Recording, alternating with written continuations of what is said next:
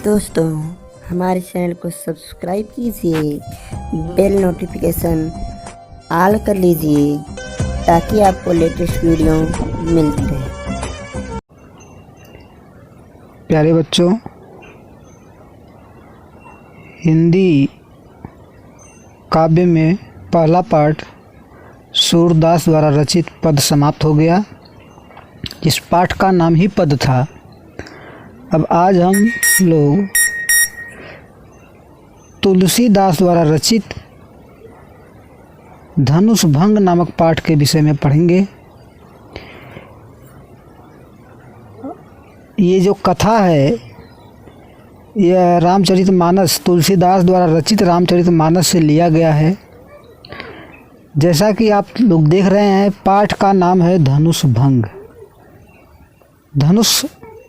धनुष होती है जो एक शस्त्र है, और भंग का मतलब टूटना होता है।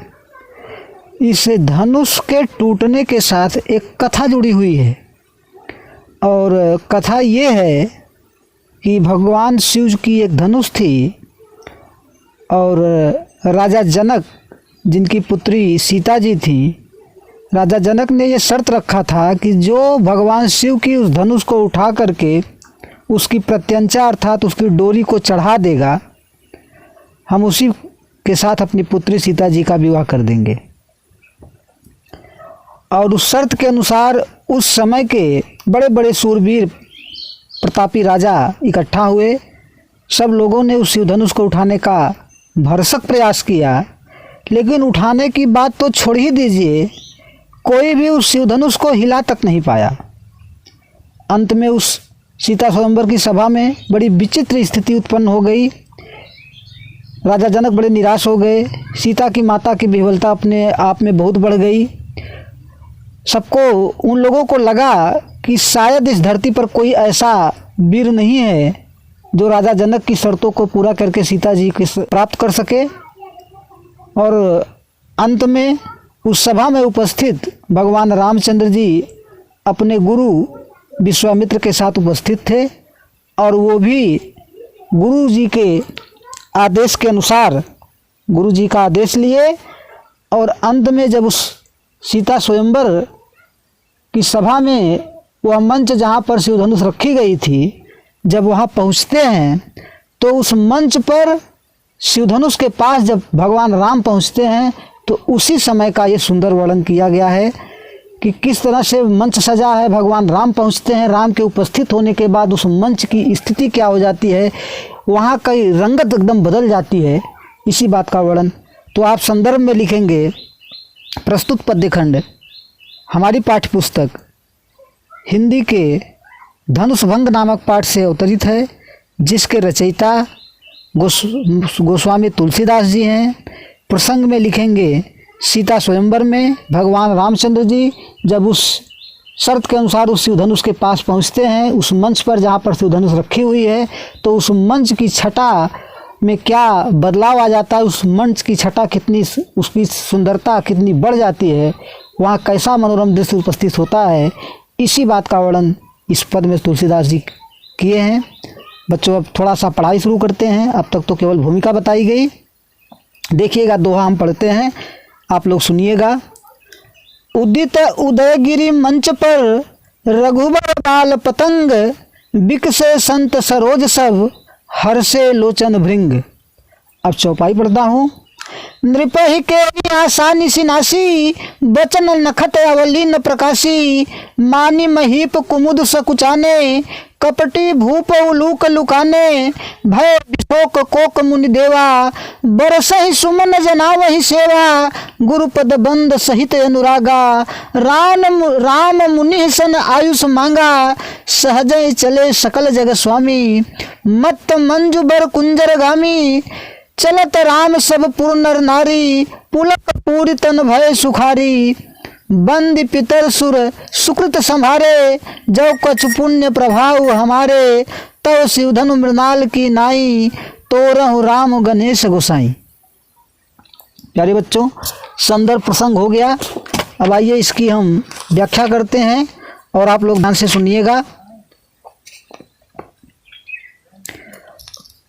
उदित उदयगिरी मंच पर, उस शिवधनुष का जो मंच बना हुआ है, उस मंच पर जहाँ शिवधनुष रखी हुई है, गुरु विश्वामित्र के आज्ञा को प्राप्त करके धनुष भंग के लिए मंच से जब भगवान राम उठते हैं तो उनकी शोभा ऐसी प्रतीत होती है जैसे मंच रूपी उदयाचल पर्वत पर उदित उदयगिर, उदयगिर ये उदयगिर पर्वत का नाम है, जिससे पर्वत जब सूर्य निकलता है तो ऐसा लगता है कि किसी पर्वत से निकल रहा है सुबह सुबह के दृश्य में। तो उस पर्वत का नाम उदयगिर पर्वत, उदय माने उदय, उदित होना, गिर माने पर्वत, और उदित माने निकलना, उदित होना, प्रकट होना।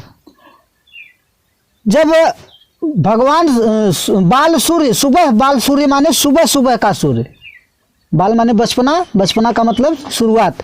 तो सुबह सुबह का सूर्य जब उस उदयाचल पर्वत पर उदित होता है तो जिस तरह से उदयाचल पर्वत पर बाल सूर्य के उदित होने से उस उदयाचल पर्वत के साथ साथ अन्य प्यारे बच्चों, कुछ तकनीकी कारण से वीडियो रुक गया था, देखिएगा। तो उस उदयाचल पर्वत पर जिस तरह से सुबह सुबह सूर्य के उदय होने पर जो अनुपम अद्भुत दृश्य, जो सुंदरता, जो मनोहर दृश्य वहाँ उपस्थित होता है, वैसा ही दृश्य उस शिवधनुष के मंच पर जब भगवान राम पहुँचते हैं तो ठीक वैसे ही वहाँ का वातावरण पूरी तरह से जो शोक का वातावरण था, जो हताशा और निराशा का वातावरण था, वहाँ एक खुशियों का संचार हो जाता है और पूरा वातावरण वहाँ का बदल जाता है उदयगिरी मंच पर। तो मंच रूपी जो उदयाचल पर्वत है उस पर बाल सूर्य रूपी भगवान रामचंद्र जी का, रघुबर माने भगवान रामचंद्र जी के लिए आया है। रामचंद्र जी का जब वहाँ उदित माने प्रकट होते हैं तब होता क्या है, विकसे संत सरोज सब। जैसे सूर्य के उदय होने पर सरोज माने कमल खिल जाते हैं, ठीक उसी तरह से वहाँ उस सभा में, सीता स्वयंवर की सभा में बैठे हुए जो सज्जन रूपी संत थे, सज्जन रूपी जो कमल थे, संत सरोज, सज्जन रूपी जो सरोज माने कमल थे, विकसे माने वो विकसित हो गए, अर्थात जैसे सूर्य की किरणों को पाके कमल खिल जाता है, वैसे भगवान राम जी को वहाँ देख करके वहाँ पर बैठे हुए सज्जन जो है कमल की तरह खिल गए, अर्थात प्रसन्नचित हो गए। हर्षे लोचन भृंग, और जैसे कमल के खिल जाने पर भंवरे प्रसन्नचित हो जाते हैं, हर्षित हो जाते हैं, ठीक उसी तरह से वहाँ पर बैठे हुए सभी संत, सज्जन रूपी जो व्यक्ति थे, जो सज्जन रूपी कमल थे, उनकी हर्ष लोचन माने आंखें, भृंग माने बड़ी बड़ी हो गई, भंवरे रूपी उनकी आंखें जो क्या हो गई, बड़ी बड़ी हो गई। आगे देखिएगा, नृपहि के आशा निशिनासी, बचन नखत अवली न प्रकाशी। आगे फिर बता रहे हैं, कब कहते हैं कि जब श्री राम धनुष भंग के लिए मंच से उठते हैं तो स्वयंवर सभा में उपस्थित राजाओं की सीता को प्राप्त करने की मनोकामना नष्ट हो गई। नृपहि केरी आशा निशिनाशी, वहाँ बैठे हुए नृपहि माने राजाओं की जो आशा रूपी रात्रि थी, आशा माने उम्मीद, निशि माने रात्रि, नाशी माने नष्ट हो गई, अर्थात जैसे सूर्य उदय होता है तो रात्रि अंधेरा छड़ जाता है, रात्रि भाग जाती है, रात्रि समाप्त हो जाती है, ठीक उसी तरह से उस मंच पर भगवान बाल सूर्य रूपी जब भगवान रामचंद्र जी पहुंचते हैं तो अन्य राजाओं की जो आशा रूपी रात्रि थी, उम्मीद रूपी जो उनकी रात्रि थी, वह नष्ट हो गई। बचन नखत अवली न प्रकाशी, और इतना ही नहीं, उनके वचन रूपी तारों का जो समूह था, उनकी वचन रूपी तारों का जो समूह था, अर्थात वो जो राजा थे जो वहाँ बड़ी बड़ी बातें कर रहे थे, वचन रूपी तारे रूपी जो उनकी बातें थी, जैसे सूर्य के उदय होने पर तारों का प्रकाश मध्यम हो जाता है अर्थात तारे दिखलाई नहीं पड़ते हैं, वैसे रामचंद्र जी के मंच पर पहुंचते ही वहाँ पर उपस्थित सभी राजाओं के जो तारे रूपी बातें थी वह समाप्त हो गई। मानी महीप कुमुद सकुचाने, कहते हैं कि मानी माने घमंडी, महीप माने जो राजा है, वहां पर बैठे हुए जो घमंडी राजा थे, कुमुद सकुचाने, कुमुद की तरह संकुचित हो गए। कुमुद एक पुष्प का नाम है, एक पौधा है जो सूर्य की किरणों के पाने के बाद संकुचित हो जाता है और वह चंद्रमा की किरणों को पाने के बाद खिल जाता है। तो यहाँ राम बाल सूर्य रूपी राम के उदित होते ही वहाँ कुमुद रूपी जो घमंडी राजा थे वो संकुचित हो गए अर्थात निराश हो गए। कपटी भूप उलूक लुकाने, और जो कपटी भूप माने राजा, उल्लूक लुकाने, उल्लूक माने उल्लू की तरह, लुकाने माने छिप गए। जैसे दिन में उल्लू छिप जाता है वैसे कपटी राजा जो थे वो दिन में उल्लू की तरह छिप गए। भय विशोक कोक मुनि देवा, भय विशोक, विशोक माने बिना शोक के अर्थात प्रसन्नचित हो जाए, शोक माने दुखी, दुख, और विशोक माने बिना शोक के अर्थात खुश। तो भय विशोक, कौन विशोक हो गया? कोक मुनि देवा, जो चकवा रूपी मुनि थे वो प्रसन्न हो गए। इसकी भी बच्चों एक कथा है कि चकवा एक ऐसा पक्षी है कि उसको श्राप मिला है कि वह रात्रि में अपनी चकवी से नहीं मिल पाता, लेकिन जैसे ही सवेरा होता है वह अपनी चकवी से मिल जाता है।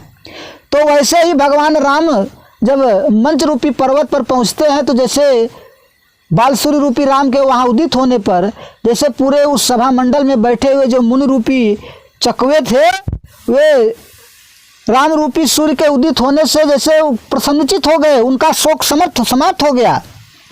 बरसे ही सुमन जना वही सेवा, और वहाँ बैठे हुए सभी मुनि और सभी सज्जन व्यक्ति, सब सज्जन लोग उनके ऊपर बरसे माने बरसाने लगे। गुरुपद बंदी सहित अनुरागा, भगवान रामचंद्र जी अपने गुरु विश्वामित्र के चरणों की, पद माने चरणों की, बंदी माने वंदना करके, सहित अनुरागा बड़े प्रेम के साथ, अनुराग माने प्रेम सहित, गुरु विश्वामित्र के चरणों की वंदना करके राम मुनि सन आयुष मांगा, मुनि विश्वामित्र से आशीर्वाद प्राप्त करते हैं, आदेश प्राप्त करते हैं। और सहजय चले सकल जगत स्वामी, सकल माने संपूर्ण, जग माने संसार के स्वामी अर्थात भगवान श्री राम जब सहज रूप से उठ करके उस मंच की तरफ बढ़ते हैं तो उनकी जो चाल है, उनकी चाल बड़ी मदमस्त है। देखिए तुलसीदास जी कैसे बता रहे हैं उनकी चाल। मत मंजू बर कुंजरगामी, मत माने मतवाले, मंजू माने सुंदर, बर माने श्रेष्ठ, कुंजर माने हाथी, गामी माने चाल, गमन करना। तो मंजू माने सुंदर, श्रेष्ठ, मतवाले, हाथी की चाल की तरह भगवान रामचंद्र जी जब उठ करके मंच की तरफ बढ़ते हैं तो चलत राम सब पुर नर नारी, राम के चलते ही उस जनकपुर के सभी नर और नारी, सभी स्त्री और पुरुष प्रसन्न हो जाते हैं। पुलक पूरी तन भय सुखारी, तन माने शरीर, पुलक माने पुलकित हो जाता है, रोमांचित हो जाता है, प्रसन्नता उनके शरीर से छलकने लगती है और पूरा भय सुखारी, सब सुख से एकदम भर जाते हैं। बंद पितर सुर सुकृत संभारे, और उस जनकपुर के सभी नर और नारी बंदी पितर अपने पूर्वजों की वंदना करते हैं। सुर माने देवताओं से मन ही मन उनसे इच्छा और अभिलाषा प्रकट करते हैं कि मैंने आज तक जो कोई पुण्य किया हो, जो कोई अच्छा कार्य किया हो, तो हे प्रभु आज मेरे उस कार्य को सफल करिए और जिससे कि भगवान राम जब कुछ पुण्य प्रभाव हमारे, अगर हम लोगों ने कुछ पुण्य किया हो तो उसका प्रभाव आज दिखा दीजिए, उसका प्रभाव हमारे ऊपर दिखाइए, तब शिव धनु में नाल की नहीं। और उस प्रभाव का कारण ऐसा करिए कि हमारे उस अच्छे पुण्य कर्मों के प्रभाव के कारण तब शिव धनु माने वह शिव धनुष को भगवान रामचंद्र जी मृणाल की नहीं, उस कमल की कोमल डंडी की तरह आशा तोड़ो राम गणेश गोसाई, भगवान राम आसानी से तोड़ दें। हे गणेश गोसाई, आपसे मेरी विनती है, ऐसा उस जनकपुरी के सभी नर नारी अपने देवताओं को मना रहे हैं कि आप हमारे प्रभाव को, हमारी भक्ति के प्रभाव को दिखाइए और उस प्रभाव के द्वारा ही भगवान श्री राम हमारे ऊपर कृपा कीजिए, जिससे भगवान श्री राम उस शिव धनुष को कमल की डंडी की तरह आसानी से तोड़ दें और सीता जी को प्राप्त कर लें, हमारी शंकाएं, हमारी समस्याएं दूर हो जाएं। बच्चों, आज बस इतना ही।